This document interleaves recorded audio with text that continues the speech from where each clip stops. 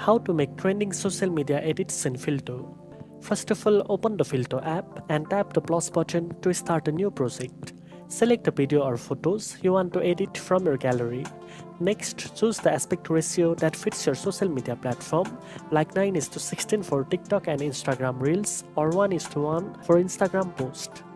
Now explore Filto's trending filters and effects to give your content a fresh and popular look.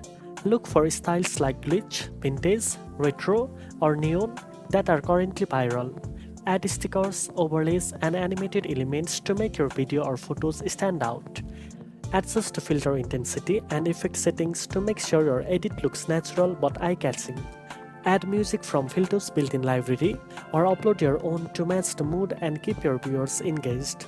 Finally, preview your edit to ensure everything flows smoothly and then tap Save to export your high-quality video or photo. Now you know how to make trending social media edits in Filto.